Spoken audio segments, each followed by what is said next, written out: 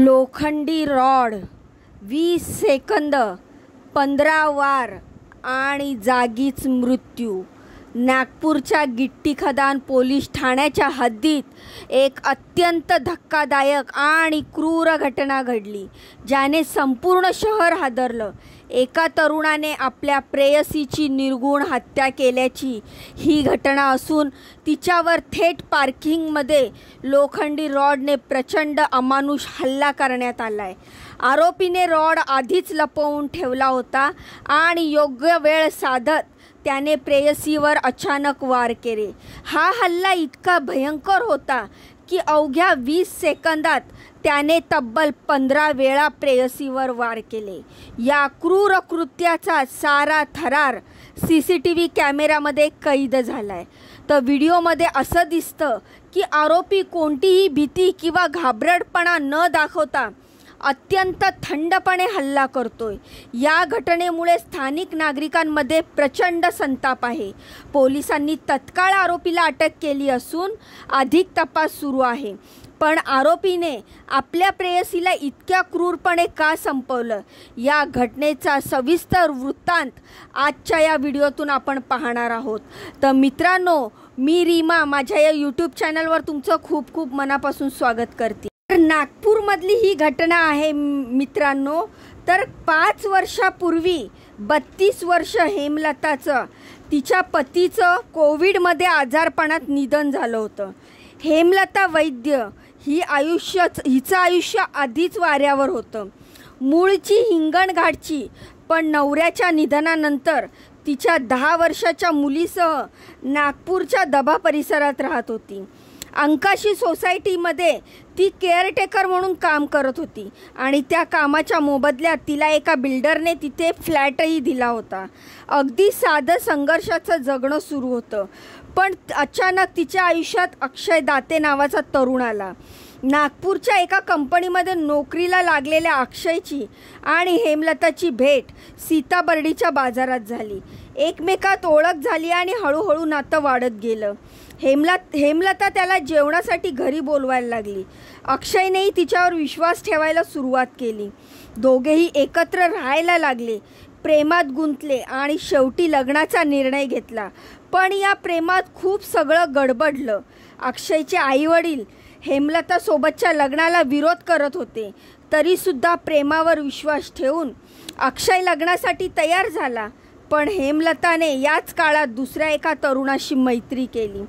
हाच मुद्दा अक्षयच्या मनात खुपला।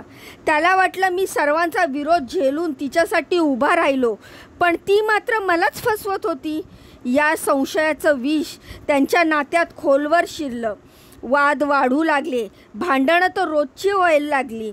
अक्षय त्या सततच्या भांडणाला भयंकर कंटाळला होता आणि त्याने या प्रकरणाचा थेट शेवट करायचा निर्णय घेतला। 7 मे संध्याकाळची वेळ। अक्षय हेमलताकडे निघाला होता, पण तिथे गेल्यावर त्याला दिसलं की हेमलता एका पुरुषाशी बोलत होती। बस तिथेच त्याचा पारा चढला आणि काही विचार न करता त्याने लपवून आणलेला रॉड तिच्या डोक्यात घातला आणि 20 सेकंदात तब्बल 15 वार केले। अक्षरशः रक्ताचं थारोळं केलं आणि काही काळाच्या आतच तो तिथून निघून गेला। इकडे जेव्हा सोसायटीच्या लोकांना हा प्रकार लक्षात आला, मग लोकांनी पीस रेसिडेन्सीचं बिल्डर अभिषेक केवल रमाणी यांची माहिती दिली। तिला तेथील लोक मेयो हॉस्पिटलमध्ये घेऊन गेले, मात्र उपचारादरम्यान तिचा बुधवारीच मृत्यू झाला। केवल रमाणे यांच्या तक्रारीवरून अक्षय विरोधात प्राणघातक हल्ल्याचा गुन्हा दाखल करण्यात आला होता। हेमलता एक साधीशी मुलगी पीस रेसिडेन्सी सोसायटीमध्ये रिसेप्शनिस्ट म्हणून कामाकरता आली होती।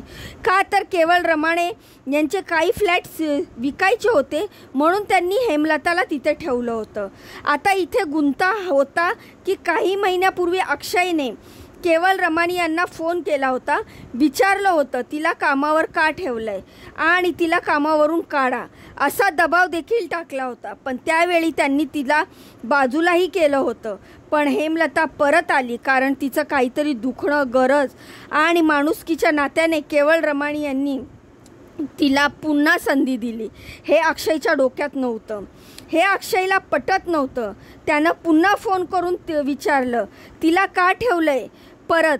पण या सगळ्याचा शेवट मात्र इतका भयानक होईल कुणालाच वाटलं नव्हतं. आता हेमलताच्या मृत्यूनंतर हत्येचा गुन्हा दाखल झाला आहे.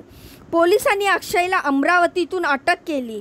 दरम्यान या हल्ल्याचे फुटेज सोशल मीडियावर बरेच व्हायरल झालेत. तर मित्रांनो, संशयातून पत्नीचा किंवा प्रेयसीचा खून करणं ही नागपुरातील पहिली घटना नाही आहे. गेल्या महिन्यात नागपूरमधल्या लाडीकर लेटआउट भागामध्ये एक अत्यंत धक्कादायक दुःखद घटना समोर आली आहे.